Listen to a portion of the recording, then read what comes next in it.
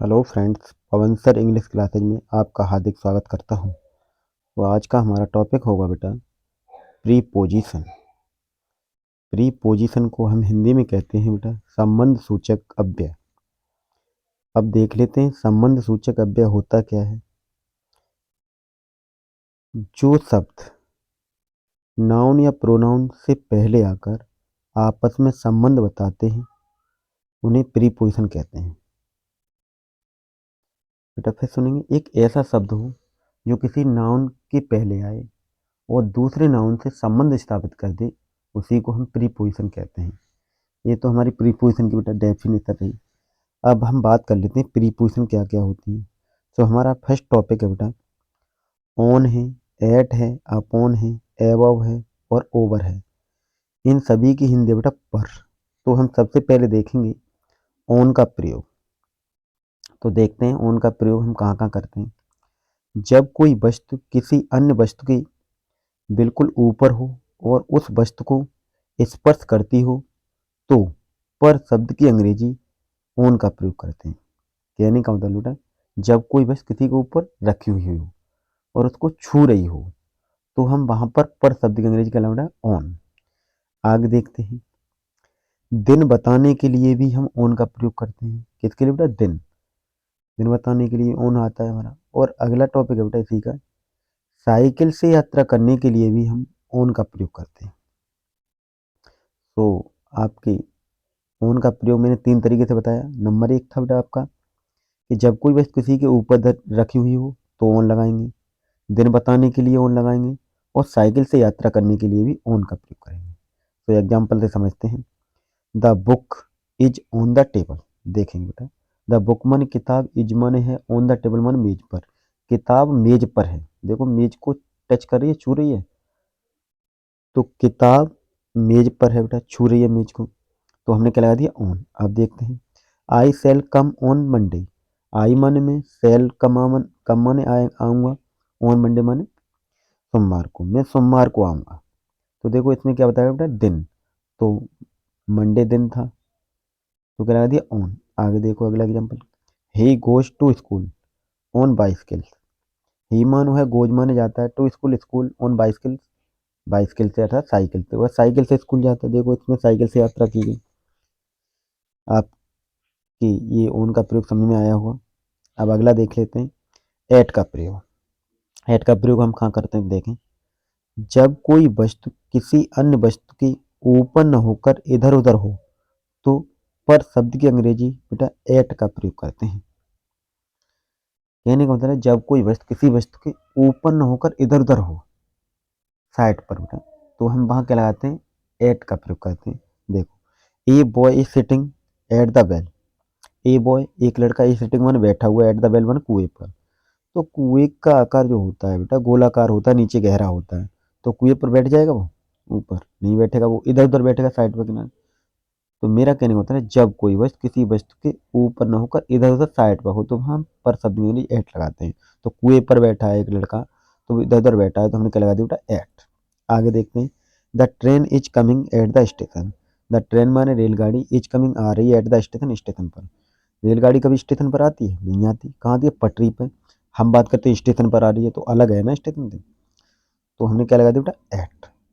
अगला नंबर देखते हैं आपका है प्रीपोजिशन अपॉन। अपॉन का प्रयोग, अपॉन का प्रयोग कहाँ करते हैं तो देखेंगे जहाँ गति पाई जा रही हो वहां पर शब्द की अंग्रेजी अपॉन का प्रयोग करते हैं। कहने का मतलब गति पाई जा रही हो, कहने का मतलब ऊपर से नीचे कोई वस्तु आ रही हो गतिमान अवस्था में, तो हम वहां पर अपॉन का प्रयोग करेंगे। जैसे आई जम्प्ड अपॉन द अर्थ।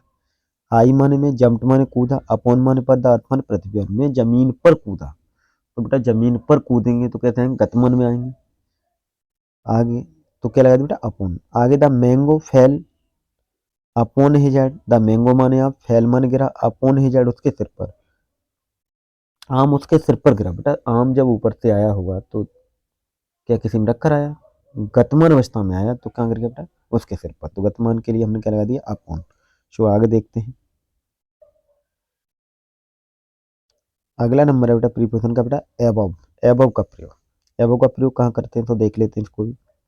जब कोई वस्तु किसी वस्तु के ऊपर फैली हुई स्थिति में हो, कैसी स्थिति में? फैली हुई स्थिति में हो, लेकिन नीचे की वस्तु को छूती ना हो, तो पर शब्द की अंग्रेजी एबव का प्रयोग करते हैं। कहने का मतलब है जब कोई वस्तु किसी अन्य वस्तु के ऊपर तो हो लेकिन फैली हुई स्थिति में हो, नीचे वाली स्थिति को टच ना करती हो। जैसे cloud is hovering above my house. देखो, क्लाउड माने बादल, इज हॉवरिंग माने मंडरा रहा है, एबव ऊपर या पर, माई हाउस मेरे घर के। देखो, घर के ऊपर बेटा जब बादल मंडरा रहा है तो घर को इधर उधर से ढका हुआ है ना, वो काफी फैली हुई स्थिति में बादल, और घर एक ही स्थिति में। तो कहने का मतलब है जब कोई वस्तु फैली हुई स्थिति में ऊपर हो और नीचे वाली वस्तु केवल कम ही स्थान ले रही हो उसका ऊपर वाली के नीचे, तो हम ऐसी स्थिति में बेटा एबव का प्रयोग करते हैं। एक अगला एग्जाम्पल है, there is a roof above our head. तो बेटा देखें, देयर की स्पेलिंग थोड़ी मिस्टेक हो गई है, THERE देयर होता है इसमें। There is a roof, there is man है ए रूफ एक छत, एबव अवर हेड हमारे सिर के ऊपर, हमारे सिर के ऊपर एक छत है बेटा। छत जब हमारे सिर के ऊपर होगी, छत छू रही है? नहीं छू रही, हमारे ऊपर है, लेकिन कैसी स्थिति में? फैली हुई स्थिति में। कहने का मतलब फैली हुई स्थिति में हो तो हम पर शब्द की अंग्रेजी हम क्या लगाते हैं बेटा? एबव, अर्थात छूती ना हो।